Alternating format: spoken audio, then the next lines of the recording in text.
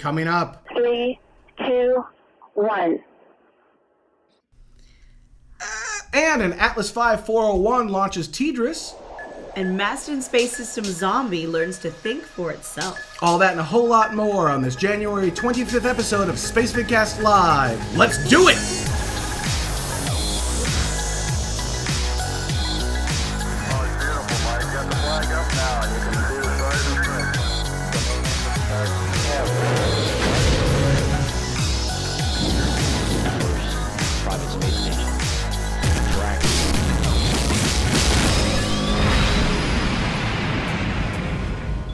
Welcome to Spacevidcast Live. My name is Benjamin Higginbotham. With me, as always, the beautiful, lovely, wonderful, and talented Carrie Ann Higginbotham. We're joining you this Saturday, January 25th, 2014, for episode 2 of season 7. Now, before we get into space news, I did want to take a quick moment. We talked about it a little bit last week, kind of in the middle part of the show, and I want to do it up front in this part of the show, and I want to talk to you about the program we're working on right now called Patreon. It's pretty freaking awesome.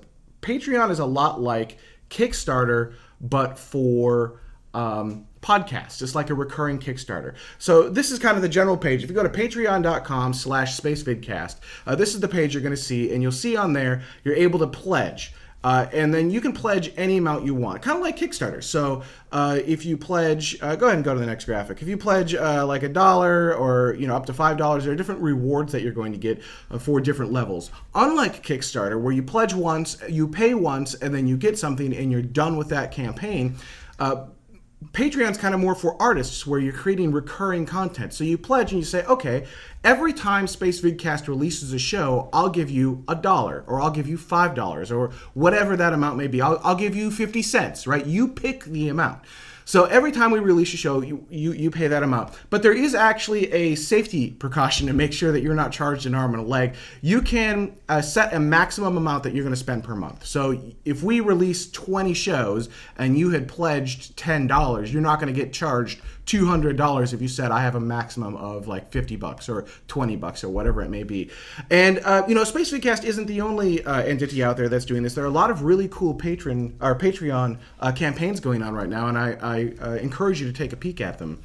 One of our rewards inside of Patreon is that for anyone who pledges under $5, you become, from $1 to $5, you become a Spacevidcast patron, and we will roll this into the kind of the middle part of the show, make it part of one of our graphics. But these are the people in the last week, without us pushing it really hard, but these are the people who said, yes, we think Spacevidcast is awesome, we're going to give you at least $1 to make these shows happen. And keep in mind, that's like less than a cup of coffee, right? I mean, right. It's less, even if you just consider 4 live shows per month, that's less than... It's still less than a cup of coffee. Like a really good cup of coffee, or like a mocha from Starbucks or something like that. And every dollar helps. It helps us a great deal, and it adds up very quickly. And we're getting, already within 1 week, we're getting very close to, not quite break even, but at least being able to pay for the Amazon S3 and web hosting that we have to go, the monthly recurring charges for that. Now, for those who pledge $5 and more, you actually become a Spacevidcast producer. You get a few more perks. These are the people who have pledge that amount, and a huge thank you to everyone on this list for making that happen. It means a lot to us that you would spend your hard-earned money on this show to make it keep going. So I know everyone hates when we spend time upside in space in front of the Space News segment to do things like this, but it is important to keep the show going, and I hope that you guys like the show enough to pledge even just a little bit. Any 50 cents, $1 per show, 25 cents per show, $5 per show if you can afford it, whatever you're willing to give. It's a lot like Epic, except that you get to set the price. Whatever you think this show is worth, that's what you should pledge for it. You can, of course, cancel at any time, and you can set those upper limits so it's fair to you. And the guys over at Patreon, they're pretty awesome. They're really cool guys. We like them a lot. So let's go ahead and get into space news. China's moon rover is having some issues. We've actually got some footage. This was the footage they have of when they were approaching the moon. This isn't the rover itself. This is the landing craft. But I thought it was really, really pretty, so I figured we'd actually just show it. There's a mechanical control anomaly, and there's not a whole lot of information on it, but the basic assumption is that the mechanical control anomaly is due to the, quote, complicated lunar surface environment, unquote. Which is kind of hilarious all the way around. I mean, you would think this is something that should be tested or has been tested. We're all familiar with regolith and... regolith is nasty stuff. That's, for those who don't nasty. know, that is the kind of, that what you're looking at right now, that kind of gray surface of the moon. It's a fine dust. It's a lot like sand, but sand has, over millions and millions and millions of years, been softened and kind of polished down into these fine, soft grains. Regolith hasn't had that happen. So it's like sand, but really sharp. And it really gets in sharp. And it gets everywhere. everything, right? It gets in your joints and your seals and your motors and all of it, and just rips all your gear to shreds. It's one of the really hard things about going to the moon. It's just dealing with regolith. So this happened before the rover entered its second dormancy stage at dawn today, actually, as lunar night is falling. One lunar night is about 14 Earth days, or as I almost said, 13 Earth days. Went a little Swedish chef there for a second. I Sorry. did a little bit. And for those who don't know, the probe itself actually landed, I think that was December 14th of last year, of 2013, to make that go. Some other space news, an Atlas V I think it was I didn't write it in my notes, but I believe it was a 401 configuration, has launched the TDRS. 4, 3, 2, 1. Main engine ignition and liftoff of the Atlas V with TDRS-L, building our ability to meet the growing future of communications in space.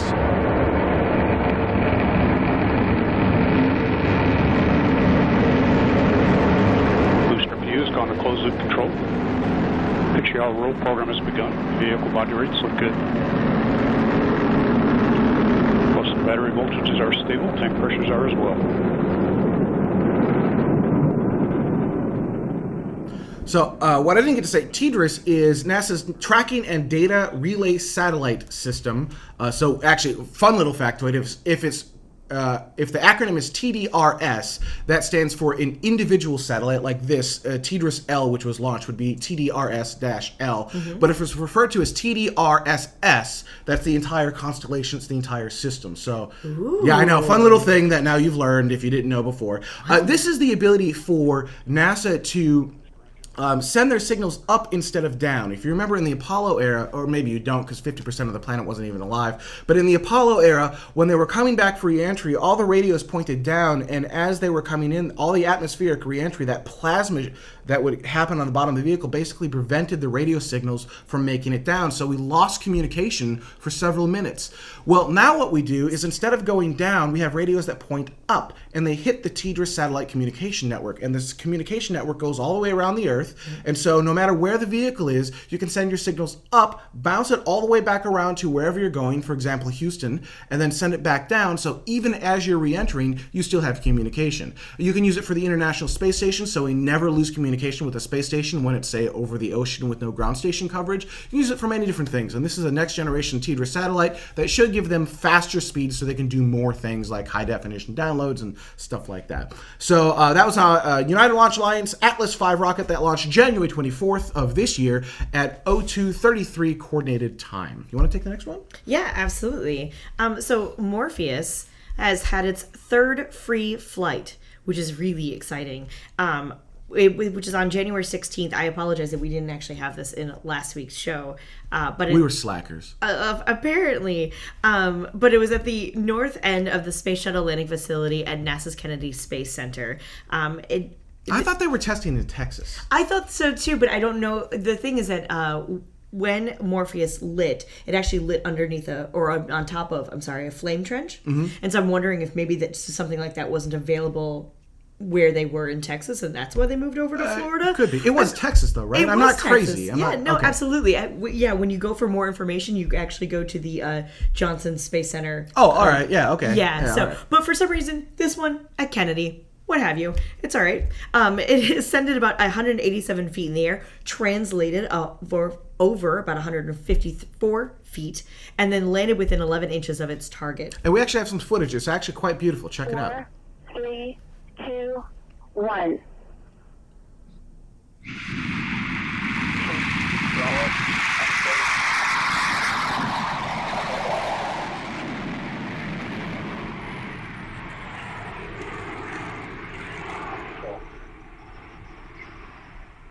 Otherwise, 50 seconds.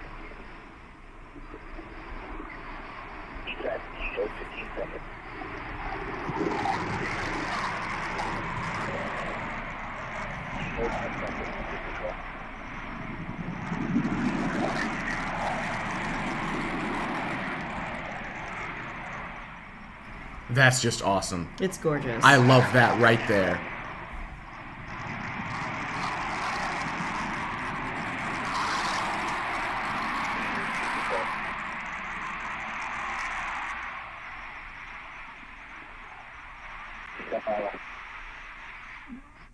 Boom, picture perfect. Beautiful. Yeah, Really solid. So went up 187 feet, over, or translated, 154 feet, came down and landed within a foot of its target, which is really great. So Project Morpheus, just in case you needed a refresher, is testing NASA's automated landing and hazard avoidance technology. And this is important for things like when we're going to Mars and we're landing, we need to make sure that we don't let, using Apollo 11 as an example, Neil Armstrong had to take manual control of the lunar lander Right. so that they could avoid some huge boulders that were in their way. Well, this is an autonomous way of essentially doing the same thing. Yeah. That's one of the applications, one of the many different applications. Yep. So speaking of Dave Maston in 2009, Maston Space System... I mean, Maston Space Systems G-fold diversion test. So we've got a cool animation. So this is a Google Earth animation showing... Wow. Showing the flight pattern. Showing the flight pattern. So what happens is they launch the vehicle, Zoe, Zombie or Zoe, one of their X vehicles, up, and then they issue a divert command instead of landing. So then you can actually see it has the diversion, and then it actually goes to a brand new landing site, and the vehicle's calculating all of that in real time. Here's what that looks like on the vehicle itself. Check it out.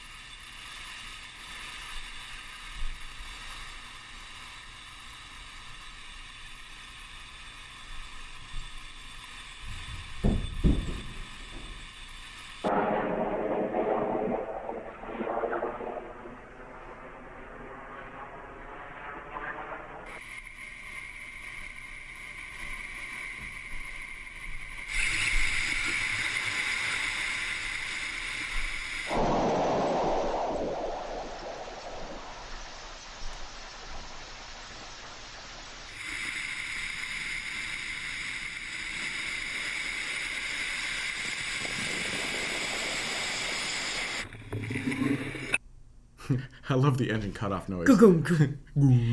So, particularly with these two videos back to back, they're going to look like they're basically the same kinds of thing. And the thing that you need to understand is that the Maston flight with the G-fold diversion test, this is all about the computer making decisions on its own. The engineers knew that there was going to be this abort test, if you will, but the computer didn't. So mid-flight, it got the, oh my goodness, you can't land right where you were supposed to go, figure it out. And on the fly, it made decisions, figured out a new landing site, made like the most, what am I trying to say? Eloquent way of getting to the next landing site, all by itself, all in real time, all mid-flight, and it also landed within 9 inches of its new target, which is really incredible. So that's kind of the difference between those two. One is, mostly for cargo, and the other one is demonstrating the flight system kind of becoming autonomous and thinking on its own, if you will. And it had no warning. It wasn't a practice flight. The computer itself thought that everything was going to be normal. It was just going to go up, come back down, everything's cool. And all the way up, the engineers are like, just kidding, you guys, and it had to figure it out on its own, and it did beautifully. This actually was September 20th, 2013, but we are just now getting the video of it.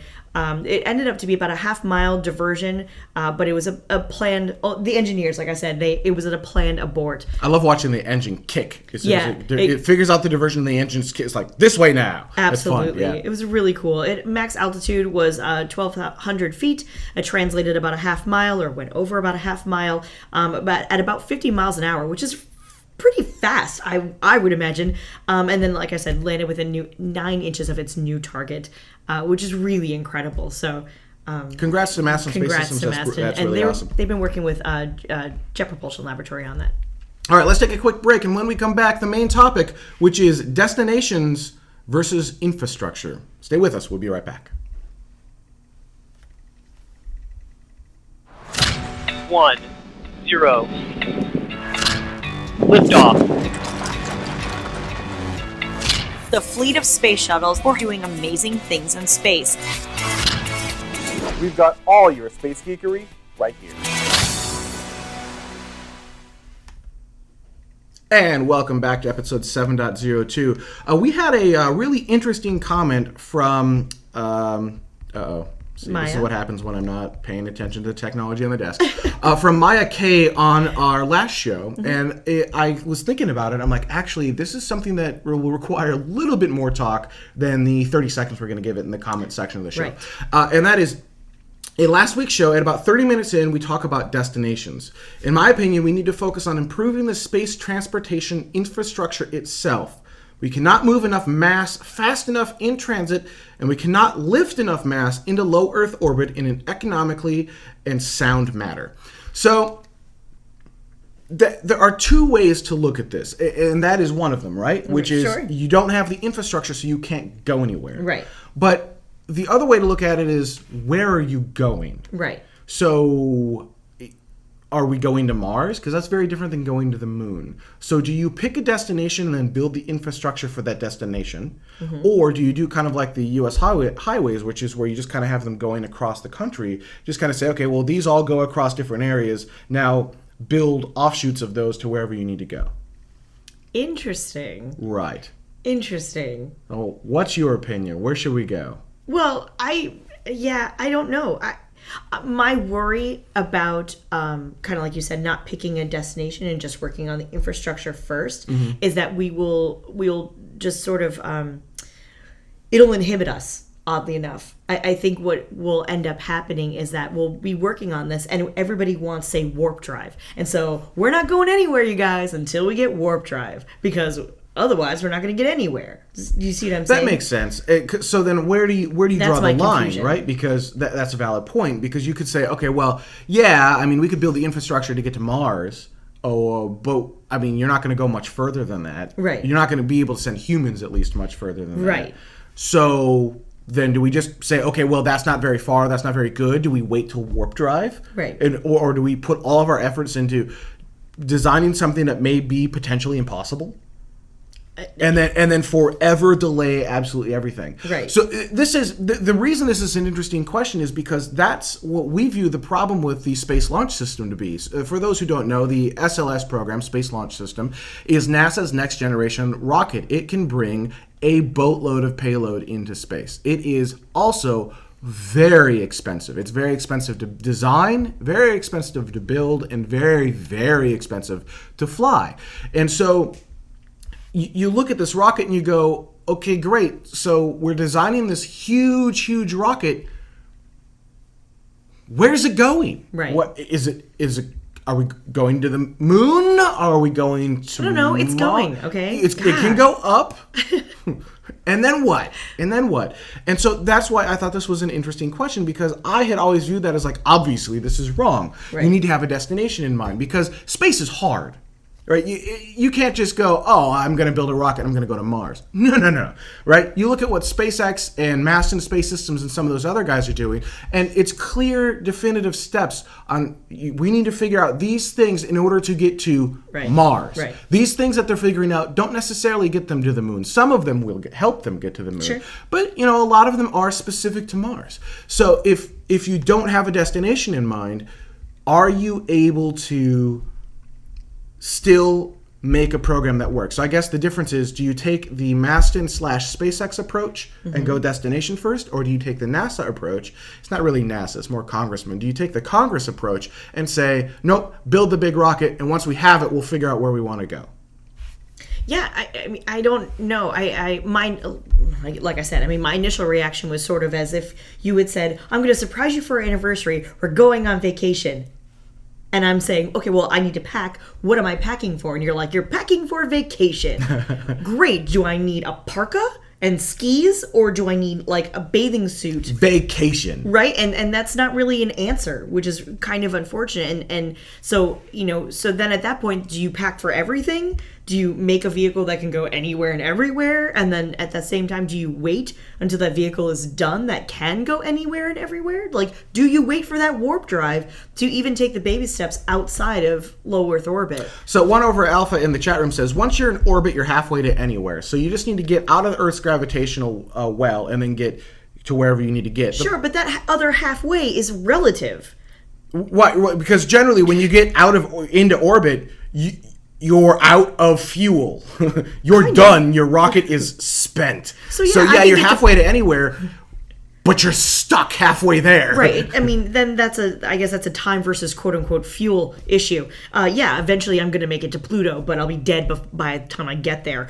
That's the other halfway versus, the halfway to Mars at that point. Sure. You see what I'm saying? Like that other half is relative.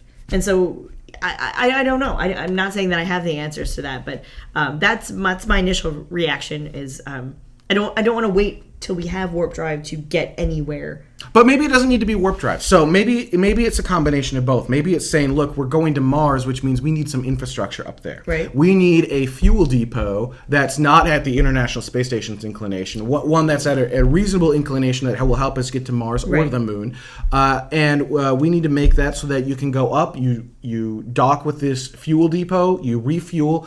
At that point, you're halfway to anywhere, right? And now you can get the other halfway there. Maybe that's a requirement, as opposed to doing the von Braunian style of just build a really big rocket. The chat room is really talking about Nautilus X, which is just basically a really big space rocket. Right. It's a huge, just huge space-based rocket, I guess is the way to say that, and it would be awesome. It would be really, really cool, but we don't have the things necessary today to make all of that happen. So that's, I guess, that's the topic. That's what we'd like. We don't have an answer. We don't. Sometimes we're like, yeah, let's talk this through, figure it out, and isn't that interesting? Well, I don't know what the real answer is. And another great question was brought up in the chat room. Someone asked, I wish I could find it. Okay. Oh, Jim Nobles, he asked, who's going to pay for the Space Launch System payloads? So, yeah, now you've got this really big, huge rocket. Right. Who's going to pay to actually launch it? Yeah. Because it's so... I mean, we're talking billion or billions per launch plus payload. Who's going to pay for that? Maybe we're going to lend it out to other governments. Doubtful, not with ITAR. Yeah, I don't know. And that's the other sort of side of it is like, okay, well, now we've got this now we have this great big rocket and nowhere to put it to. Where do you want to go, guys? I haven't really thought about that. It's a debate rocket. that needs to go sort of NASA. That's actually another part of this debate is so it's not just infrastructure versus everything else. It's, we've asked this question before, but should NASA be in the rocket business? Does NASA need to build a rocket, or can look at SpaceX? Falcon Heavy's coming out sometime in the future. That's going to be an impressive rocket. Why not let a company like why not let Boeing or Lockheed build another giant rocket on their own dime? Yeah, right? ULA's doing just fine all by themselves. Don't make the government pay for it. If one of these companies wants to do it, let them design and build it. Do it commercially, completely commercially. NASA, you can't poke your fingers in there and say, well, you need to support this, and that. No. They'll come back to you and say, this is what the capabilities of this rocket are. It is human rated to this level. What do you want to use it for? Obviously, there would be trade stuff. Maybe that's what we should do. I have no idea. Anyhow, love your comments. Leave them in the chat room. Leave them in the YouTube chat room. What do you think? Should NASA be building rockets? If not, what should they be doing? should we actually be saying, look, just build really giant rockets and we'll figure out where they're going to go later? Or should we say, no, we're going to Mars, let's build rockets specifically for going to Mars, and then once we're on Mars, figure out how to get somewhere else? Or the moon. And is that economical? Because can you use the same infrastructure that you're using to go to Mars to go to the moon? Maybe, maybe not. So how does all of that work? Interesting. Love to know what you think. Leave them in the YouTube comments. Leave them on spacevidcast.com. And speaking of comments, we're going to take a quick break. And when we come back, comments from last week's show. Stay with us. We'll be right back. Look into her face, determination in her eyes.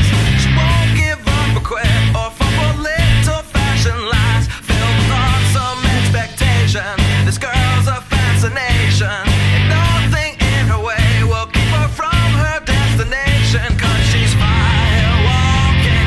She's fire walking. When it's hot, she keeps on moving. Through the heat, keeps on improving. Yeah, she's fire walking. She's fire walking to be free. Welcome back to episode 702. Comments from last week's show. Last week it was the first time back since middle of 2013. Got a lot of comments in my hair. Thanks. Appreciate that. Really? No, Did you? I'm just kidding. Well, now this time you will. I You're will going to get a now. ton of Yeah. comments on your hair. There were quite a few comments regarding to the space news that we talked about. And the first one comes from Greg. He says, we need a new International Space Station in a Lagrange location. The ISS does provide a great science platform and would be even more useful in an L2 orbit. The Bigelow modules would be great. So the Bigelow modules are giant inflatable space stations, so you can get essentially the same volume in one of these Bigelow stations as you have for all of the ISS, which was assembled in space. That would be kind of cool. Lagrange points are the kind of a special point in between two celestial bodies where the gravity pulling on each kind of holds it in for the most part, holds it in place, so you don't need a whole lot of fuel to maintain that particular orbit. So you could use it as a launching depot, right? So you can launch stuff up there, use it as a fuel depot. It doesn't have to expend its fuel to stay there, and then use that as a platform to get somewhere else. The issue, of course, we mentioned a little bit earlier in the show, the International Space Station's at an inclination that is perfect for both the U.S. and Russia to launch to it and to control it, and that's about it. It's at a really bad inclination if you want to go to the moon or go to Mars. It would be technically possible, but you look at it and you go, why? So, point is, we should have a new International Space Station at a Lagrange location. Interesting concept. Or take the current ISS and move it. I'm not sure. Can we get it there? Magic thrusters. Okay. So, magic pixie fairy dust. Right. Somehow, someone takes huge engines, maybe leftover shuttle engines, and boosts it. That wouldn't work. Whatever. Into a different... Magic. Yes, it's probably possible. Okay. Do you want to? There's a lot of cost associated with that, but it is like $100 billion structure. I mean, it is one of the most the most expensive structure humans have ever built. Sure, but then it's also getting astronauts to and from there. I mean, there's all of that fun stuff. That's true too. I mean, this isn't gravity. You're not just going to throw in another jetpack and then fly home. Actually, I didn't realize I had done this. The next comment from Fabio, which is just fun to say, Fabio.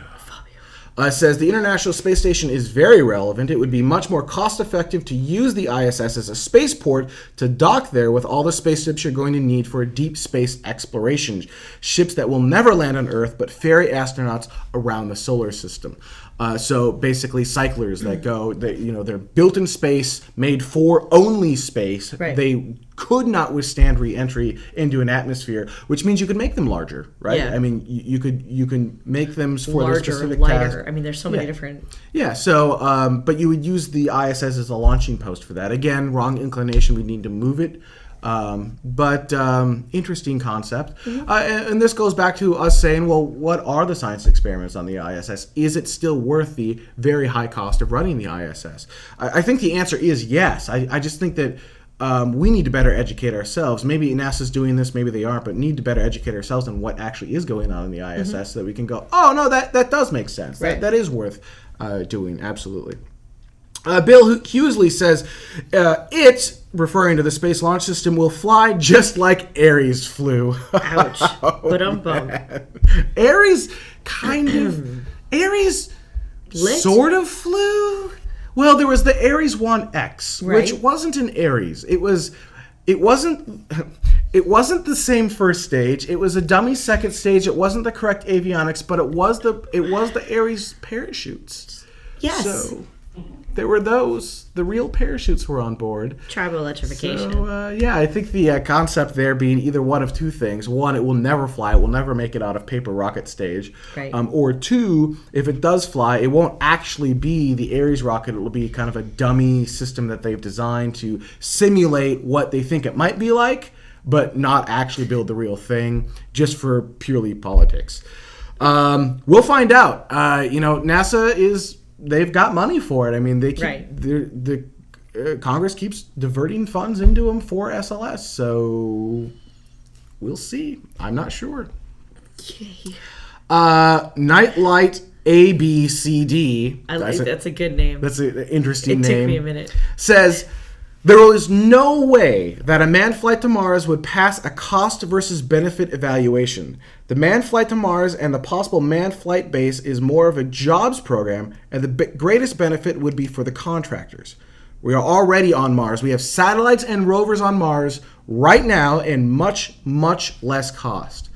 When considering the cost of the International Space Station, one also needs to add in the cost of Space Shuttle as well, which was not inexpensive. Space Shuttle was billion plus per shuttle and $500 million plus per launch. Right. I mean, that was very expensive to launch the Space Shuttle as well.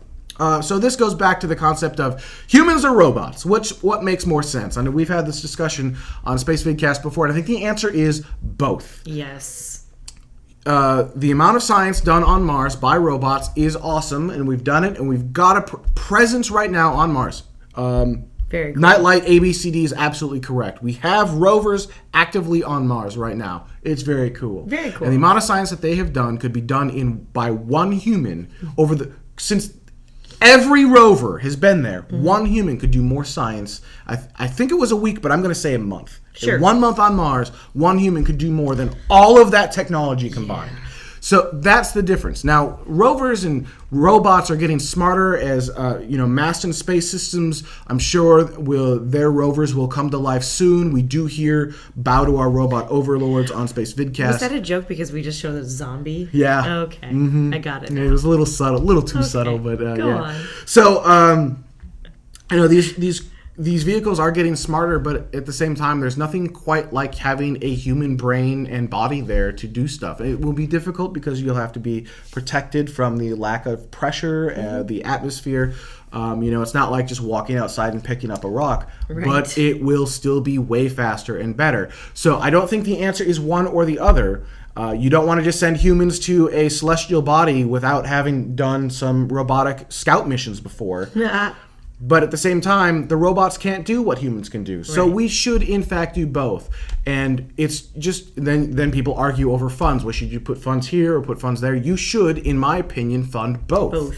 There's no reason you couldn't.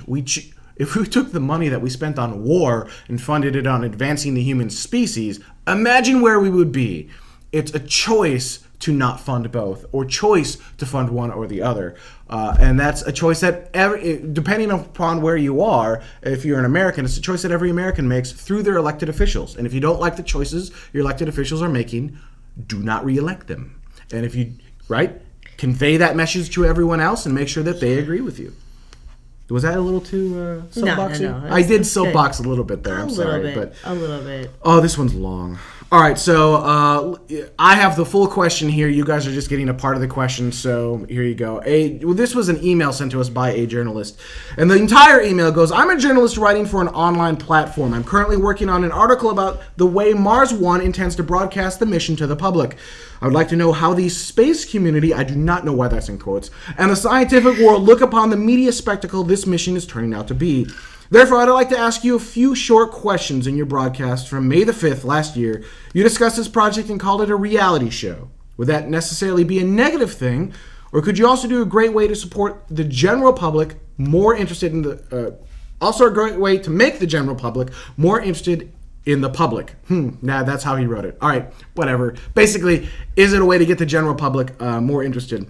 You also stated that you would support the idea of a Mars missions, but you want to do it done the right way. Will the reality show aspect get in the way of actual scientific progress? Are the participants actually able enough since they are eventually chosen by the public? Enlighten me on this. So, basically, what's wrong with Mars 1? Will it be the worst thing that happens to space or the best thing that happens to space? That's one way of looking at those The questions. reason we added this in viewer comments is go ahead and add your comments. So we'll answer what we think live on the air, but it's all speculation at this point. Right. So there are a lot of different members of the space community, and a lot of us have different opinions. I'm of the opinion that all ships rise with the tide, and that any talk about space, no matter how insane it may sound on the surface, is good talk. And an idea is only crazy until it succeeds. Right. Right? 10 years ago, SpaceX was crazy. Not anymore. Right. Right? 10 years ago, Mass and Space Systems was crazy. Still a little crazy. But getting less crazy. Well, I mean, he's just a little evil scientist. He's got just a little evil overlord in him. Can't wait Just for him to watch this show because he's hiking right now, so he's not watching it live. That's why I can say all this. Right. Well, and if I can, I want to focus on will the reality show aspect get in the way of the actual scientific process, and are the participants going to be able enough if they're chosen by the public? The original astronauts that we just threw out over to the moon, while they were fighter pilots, they didn't know how to be astronauts. That wasn't something that they inherently knew and understood. So anyone who's chosen by the public, and I kind of get a feeling it's a little bit rigged, but we'll ignore that for a moment. But anyone who's chosen by the public will say they're going to get training. It's not like we're just going to pick out the next iJustine because she's adorable and really great on camera and then throw her out to Mars and hope everything's okay. She would die. Just saying. And then anyone would. I'm not saying it's her. I'm saying anyone who was just thrown to Mars without any training would most likely die. I'm not really worried about that. And it would also seem to me that the process should be fair enough that if during the training, if somebody goes, you know what, I'm out, that they're going to let the person go. And so there's all that. So I'm not even worried about that part of it necessarily. The other part of will the reality show aspect get in the way of the actual scientific process? I think this is something that we have addressed before on the show. And it could be, depending on how they want to do the show, it very well could be a hindrance in my mind, because their reality shows typically are looking for all of that drama. They're looking for, oh my God, and Jamie totally was hitting on Barbara, but Barbara totally likes Joan. Don't tell anyone. And there's all of that kind of stuff that goes on. On camera. Right, exactly. That people are looking for because they're looking for ratings. And, mold growing for the 7th day in a row is not going to bring in the same kind of ratings as Barbara really being in love with Joan. Okay, I mean, it's just not going to happen. But why does it all have to be science? Why can't we just... It doesn't all have to be science. But is the reality show aspect going to interfere with the scientific process? Not the scientific process, but of the show itself. I guess it could get in the way. It could be if a producer starts going, I don't know, you got to make sure you're hitting on her every single day so we get some ratings. I'm not convinced that we need to have science on Mars 1 at all. Right? I mean, so let's just put humans on Mars. Let's just get humans on Mars. Let's create a backup to humanity. Sure, let's get that process just started. Just getting them there and then being like, I don't know, guys, chill, is not going to be interesting. No, but I mean, so all right, let's just play that out for a moment. So we get them there, right? And now we've got this live broadcast, and they do their drama-filled reality show, and it's all whatever it is. But guess what we've done? We've created a transportation system that can get humans to Mars. Yeah, that part I'm interested in. Great. So reality show. But now we can do other things too. We've actually done it as humanity. Now we need to figure out how to replicate it and keep it going and never let it stop. Don't let it turn into the next Apollo. Right. So it could be a good thing, even if there's zero science on the show, even if there's zero advancement anywhere else. Yeah. It puts humans on Mars, assuming it works. Sure. I think they woefully underestimate what it will take to get humans on Mars. There are exactly 0 craft on Earth capable of doing that today. Right. They have not presented a plan that I look at and I go, oh, that makes sense. Right. That's how they'll do that in 10 years. Right. You know, space is a lot harder. It does not advance as fast as your cell phone. It just doesn't. Yeah. So that's my thing with Mars One. I would love to be wrong and for them to succeed because it puts humans on Mars, and I think that's very important. I just think that I think they're technologists and TV producers and not aerospace engineers. Anyhow, did that answer your question? Did I soapbox that again? I had lost my soapbox last week. I wasn't sure where I put it. I think I found it, and I'm using it a lot more. I'm overcompensating this week. It's okay. No, I think it's fine. But that's the part that I feel like we hadn't ever really. I mean, we sort of went over, but no, I think it was good. I'm sure everyone's going to let us know what they think as well, because that's what our audience does. Doug Ellison in the chat room does bring up a valid point. Inspiration Mars is infinitely more technically achievable, but similarly pretty thin on science. But, you know, the thing with Inspiration Mars, it also difficult, because I don't believe we have any craft. There is no spacecraft that can bring a human to Mars, so far as I know, right, and safely return them. Right. Not one. So, I mean, maybe they're using Soyuz. I don't remember Inspiration Mars. Maybe they're using Soyuz, but I didn't think it was rated for a Martian re-entry. Well, and ironically, this has so much to do with our main topic of destination versus infrastructure. There is zero infrastructure for it, but now we've got a destination, but there's no infrastructure for it. Right. I mean, you know, I could be mistaken. So I actually would need to look that up. So don't take my word for that. I don't know. But okay, let's just say that Inspiration Mars does do the Apollo 8, the figure 8 style around Mars. Right. So they send a human up, you go around Mars, you come back. That, I think, would inspire a lot of people. It'd be very, very cool. So it's even if there's no science, it's inspirational. And now at least we've got the technology to get to Mars. You can't land on Mars yet, but you're there and you can see it. And even the simple act of having a human take pictures out the window, or even having live, or not live, but just recorded. selfie. A Mars selfie will be pretty fantastic. It will be. It just will be. We totally geek out over the rover selfies. Right? Yeah. Rover selfies, or like, hey guys, this is my wheel. It'd be busted. We didn't cover that. It's so cool, though. It's still so cool. I would love to be that person who's like, bing, Instagram filter. You don't know how to do selfies, though. I know. That's follow me on Facebook if you want to understand. All right, last one for this particular show. This one comes from Cresshead. It says, I hope you expand your program coverage to include stuff outside of the USA, such as China, soft landing on the moon with their new rover. They have a new space station too, ESA, Russia, plus others in Japan and India. I brought that up because we actually do cover international space, and I hereby challenge the international community. The reason we cover U.S. space travel is because the U.S. does more than pretty much the rest of the world combined. Now, China is slowly starting to catch up, but when the rest of the world does stuff, we do bring it up on Spacevidcast. And if you would like us to cover it, go do cool things in space, and we will absolutely cover it. But there was an infographic we showed where if you take the rest of the world's non-military space program and combine all of it, it still doesn't equal just NASA's budget.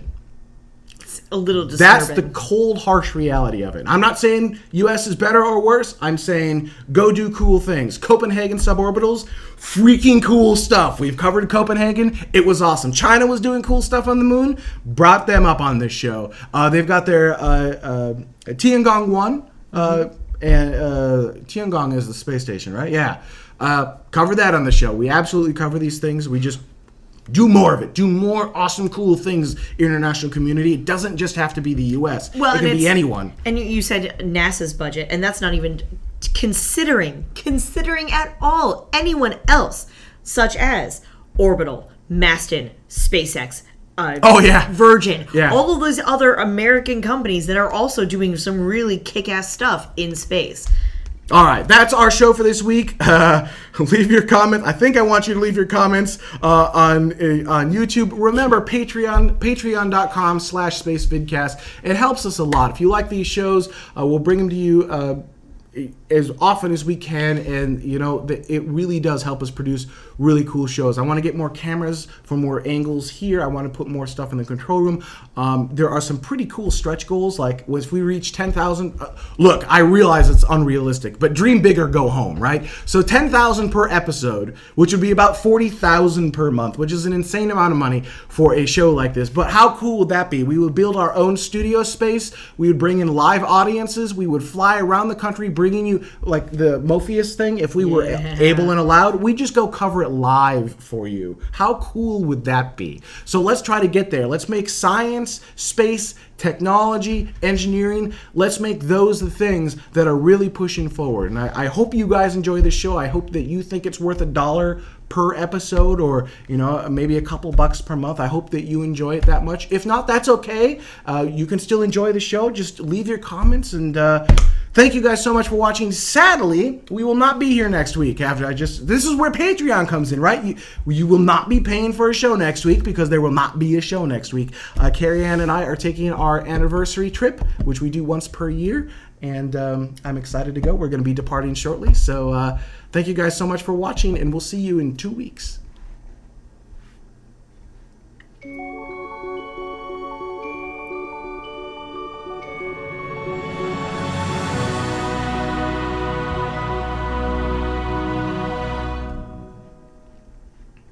My name is Benjamin Higginbotham. With me, as always, the beautiful, lovely, wonderful, and talented Carrie Ann Higginbotham. We're joining you this Saturday, January 25th, 2014, for episode 2 of season 7. Now, before we get into space news, I did want to take a quick moment. We talked about it a little bit last week, kind of in the middle part of the show, and I want to do it up front in this part of the show, and I want to talk to you about the program we're working on right now called Patreon. It's pretty freaking awesome. Patreon is a lot like Kickstarter, but for podcast. It's like a recurring Kickstarter. So this is kind of the general page. If you go to patreon.com/spacevidcast, this is the page you're going to see, and you'll see on there you're able to pledge. And then you can pledge any amount you want, kind of like Kickstarter. So if you pledge, go ahead and go to the next graphic. If you pledge like $1 or up to $5, there are different rewards that you're going to get for different levels. Unlike Kickstarter, where you pledge once, you pay.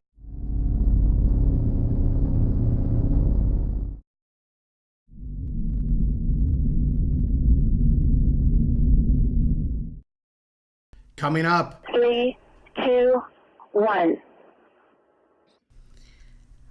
And an Atlas V 401 launches TDRS. And Master Space System Zombie learns to think for itself. All that and a whole lot more on this January 25th episode of Spacevidcast Live. Let's do it!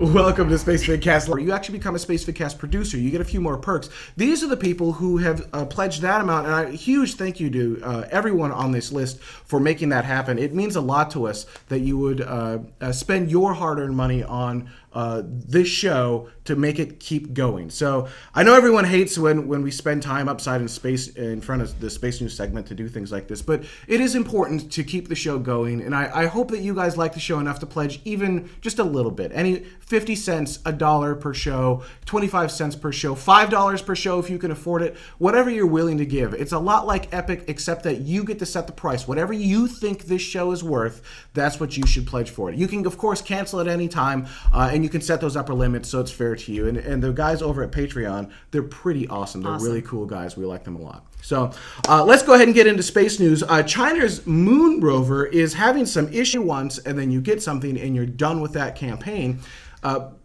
Patreon's kind of more for artists, where you're creating recurring content. So you pledge and you say, okay, every time Spacevidcast releases a show, I'll give you $1, or I'll give you $5, or whatever that amount may be. I'll give you 50 cents, right? You pick the amount.